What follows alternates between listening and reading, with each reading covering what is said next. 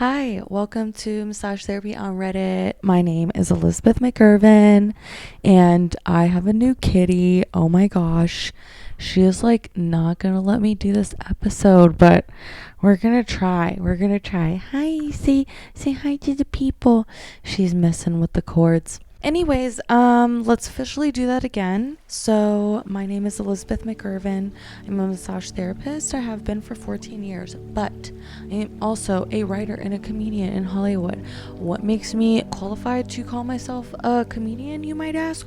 Well, I spent over almost 10 years next year on stages all over Los Angeles, from downtown to the valley to Long Beach to everywhere in between. Okay, little black box theaters where nobody goes, where no laughs are happening, and only awkward silences and sexual harassment is happening.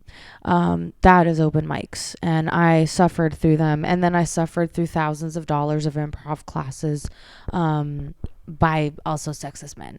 So like I'm gonna take that title, okay, and I'm fucking funny, so shut up. Oh my gosh, I mostly just make myself laugh to be real. Anyways, oh my god, little kitty is just like little kitty, my little sweetie. She loves me. She's gonna be my little podcast kitty, my little podcast kitty. Okay, hello. Yes, and since I am a massage therapist and a comedian and a writer in Hollywood, I am the perfect person to dissect these crazy massage therapy Reddit stories, okay, in an often misunderstood industry, okay? Because people always be getting stuff wrong about the massage therapy industry. Hello. That's why I wrote a book. That's why I'm starting a podcast. And that fuels my daily rage. Anyways, let's get started, because I found I guess sort of a post that people are very interested in. And now I'm interested in reading it and seeing what's going on. So let's get into it, shall we? Oh my gosh, I watched too much Sloane. Let's get into it. All right. No, but for real, we're going to get into it. Okay. So, started texting clients posture reminders between sessions. Didn't expect what happened next. Okay.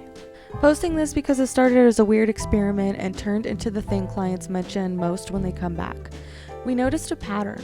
Most of our clients come in with the same complaint: back pain, tension, posture issues, and leave feeling great. Then they go back to sitting hunched at a desk for 8 hours a day and wonder why everything tightens up in 3 weeks. So we tried something, built a simple client list, segmented by reason for visit, and started sending targeted check-in texts between appointments. Not booking reminders, actual useful nudges.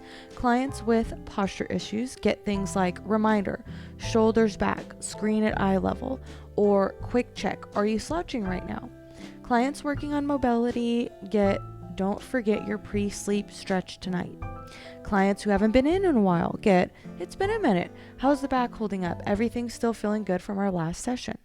At first, few people mentioned it, then slowly clients started bringing it up on the table. Your texts are making me stand up to exercise. I caught myself slouching and thought of you and just automatically fixed my posture.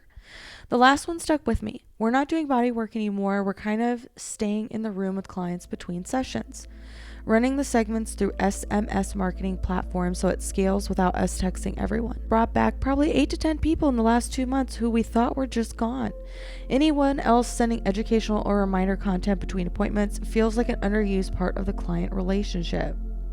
Actually, I love this. Okay, obviously, you don't have to sign up for stuff if you don't want to sign up for stuff, right? I sign up for SMS texts from dispensaries. Marijuana dispensaries are sending these kind of texts. Actually, they'll be like, oh, you haven't, gotten a stash in a while, you need to smoke up or whatever. It's cute. Sometimes I unsubscribe and I get annoyed, but hey, whatever. I signed up for it. It might remind me, it might not. I wasn't annoyed by it. I wasn't mad by it. I think it's a great idea. Let's see what the comments say. Because maybe they don't think it's a good idea for some reason. Dude, that's freaking dope. I'll definitely keep this in mind when I get to to set up my private practice. I often get clients who like to book when things feel bad, despite all the aha moments on the table. This is such a gentle way to remind people why they even came to see you in the first place, and giving them back a little bit of power and taking care of themselves. Sure, it helps with some rebooking, but your approach is definitely rooted in caring for the clients, so that eliminates any pretense. I actually like as well, because if I got to pick the text I would be sending my clients, I would definitely send a thank you text. I've thought about thank you notes for my clients, like just mini little notes for them to take home. Like, your body thanks you for like taking care of it. Because I think that's a really important part of the whole thing, is to be thinking about the body, to be thinking about the posture, to be thinking about your session. Oh my gosh, what is her fascination with this thing? I won't lie, this thing right here, it emits some sort of noise, because like if everything is completely silent, I can still hear it running. Oh, look at her playing DJ real quick. Kitty's playing DJ. That's okay, she's a podcast kitty. She's just learning. She's the intern for the day, you know what I'm saying? So she's just learning the ropes. We got to give her a chance, you guys. Anyways, let's see what else they said. That's interesting. Just make sure they voluntarily opted in for the text messages, just like they would for email content. This, I like my MTs, but I do not need texts. Okay, yeah, like I said, like you could just unsubscribe if you're not interested. It's not that hard. Anyways, okay, well, that was interesting. People seem down. That seems like a great idea. Okay, great. This says professional social media, ? I got an offer to work at a spa that requires you to manage a separate professional Instagram social media page that solely promotes the spa. You are not allowed to promote just yourself and your skill. This page is maintained outside of working hours. Is this a red flag? Yeah. Manage a separate professional Instagram account. So what? There's like multiple pages for the same business because they're not promoting themselves. I don't understand. If it's required to work, you should be paid for the time if you're managing socials. Otherwise, red flag. Though I do agree, if you're into marketing, it could be an opportunity. Just to be sure your full name is out there for future clients to be able to find you. If you aren't comfortable with, plus it's a paid, hard no. Yeah. If it's paid, obviously, yeah. Like, if it's not paid, then no. Like, the fuck? Why are always people trying to make people do things unpaid? Stop doing that. Stop it. Look, even Kitty's looking at me. She's like, what are you so upset about? I am upset about unpaid wages. Podcast Kitty. Okay. Anyways, somebody else said, huge red flag, especially if they're expecting you to do this outside of working hours without pay. That's illegal. You're an MT, not a marketing professional. Creating content is a huge time, energy suck. Tell me about it, stud. Oh my God. If you're going to be spending all the time promoting, you might as well be working for yourself. Providing you with clients is the main benefit of working at a spa. Yeah, actually, low-key, that's a part of the budget that like the business will claim on their taxes is marketing and having to pay for marketing. So if they're claiming that they're paying people for marketing and they're actually not, that's double illegal. That's getting you to do work and not paying you, and then that's claiming on their taxes that they paid for work and they didn't. So hopefully, oh my God, Kitty. Okay, client pet peeves. We love this. Yes, we do. Okay, mine is clients who look directly at the clock when I finish up. Like, what is that? What were you thinking about the whole time? I gave you an extra few minutes. Damn, relax. Hilarious. Oh my God, I hate it when people look at the clock right away. I actually haven't had it happen in a long time, and I usually put like blindfolds over people's eyes like after I flip them over halfway through. So it actually would be a little strange if they like immediately took the blindfold off and looked at the podcast Kitty scratched me. Oh my God, no, not this shirt. It's a new shirt and Mama loves it. Come here, sweetheart. Come here. You can go deeper if you want to. Oh my God, this is somebody else venting about a pet peeve. Oh my God. You can go deeper if you want to. Every massage therapist, this is their pet peeve. I can guarantee it. You can go deeper if you want to. You choose the pressure, sir.